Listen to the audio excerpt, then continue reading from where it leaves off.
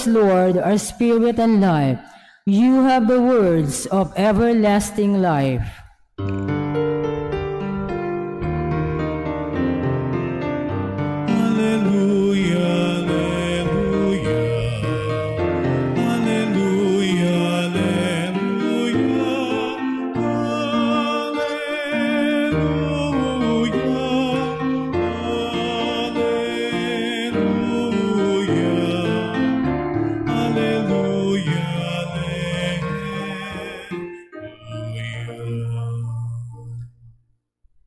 The Lord be with you. And with your spirit. A reading from the Holy Gospel according to Saint Luke. Glory to you, O Lord.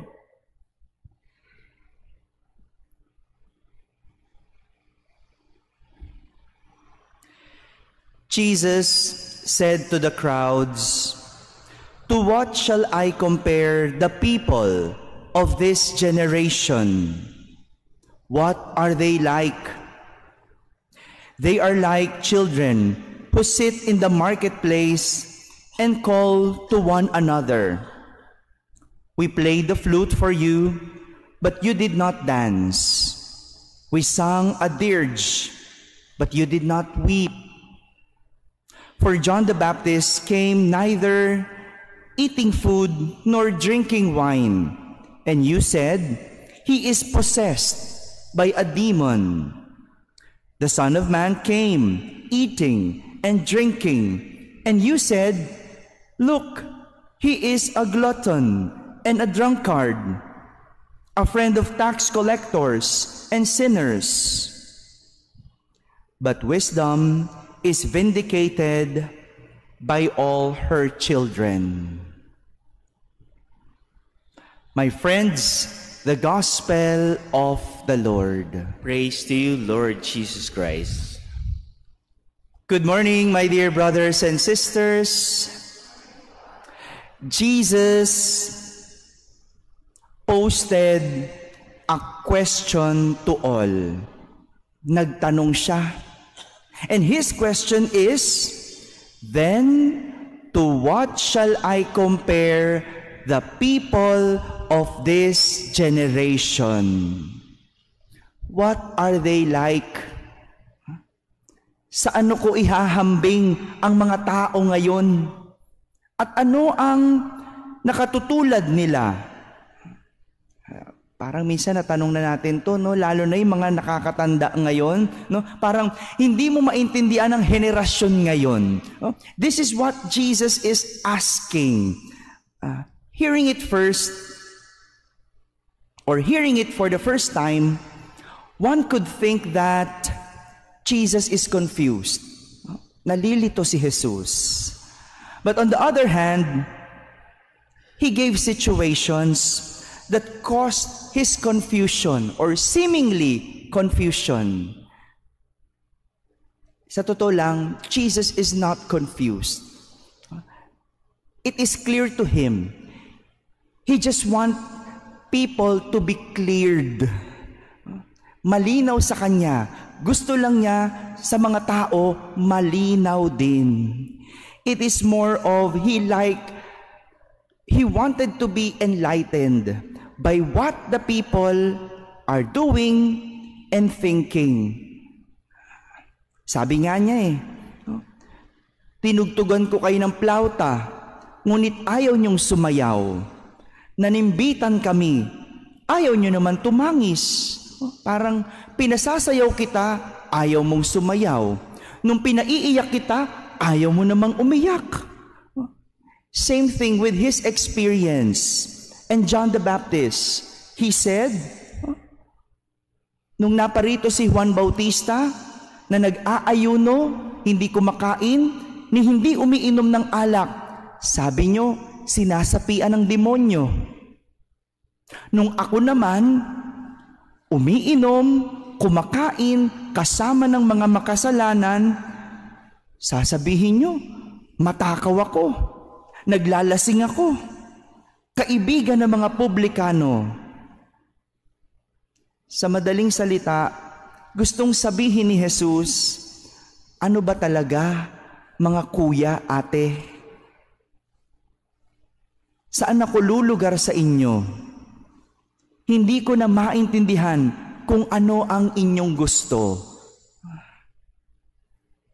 This shows that at times, people are the ones who contradict themselves. They are the ones who contradict their opinions, their principles, and even their beliefs. Diba? Yung iba, pagdating sa pagbibigay ng payo, ang galing-galing. Pero ang sariling buhay, magulo. May ganyan. Meron naman, nagtuturo ka ng tama, pero ikaw ang unang sumusuway. Meron din yan. Meron ang prinsipyo, my life, my rule. No? Ganyan yung mga ngayon, kabataan. My life, my rule. Ayaw mapagsabihan. Pero kapag dumating ang problema, takbo naman sa magulang. Takbo naman sa Diyos. Oh, kala ko ba? My life, my rule.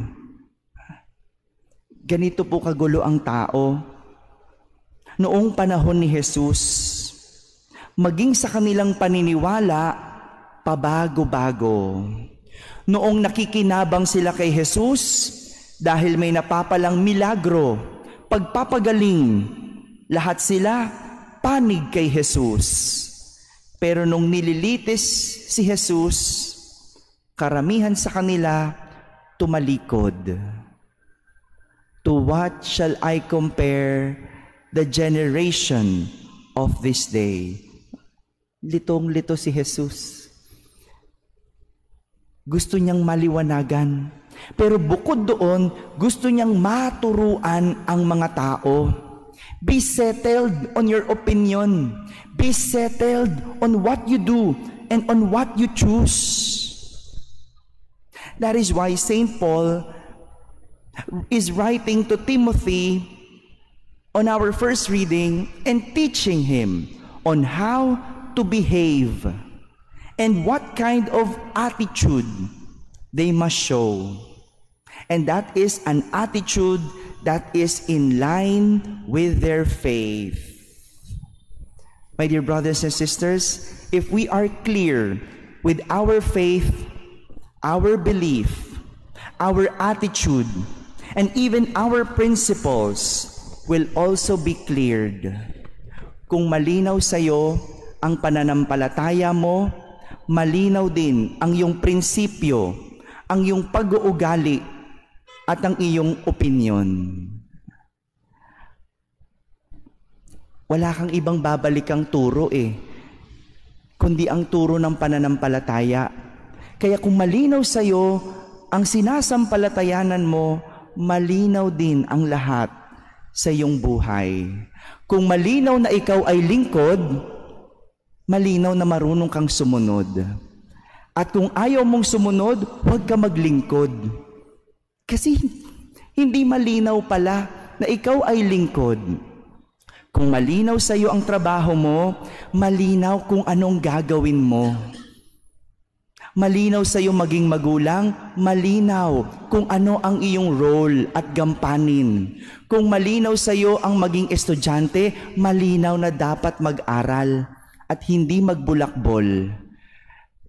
Ito yung gustong ipakita sa atin ni Jesus sa ituro. Maging malinaw sa lahat ng bagay para hindi maging pabago-bago. My dear brothers and sisters, as we continue with our celebration, we ask God for clarity of mind, clarity of heart, and clarity of spirit. For if these are clear, no evil could interfere. Amen.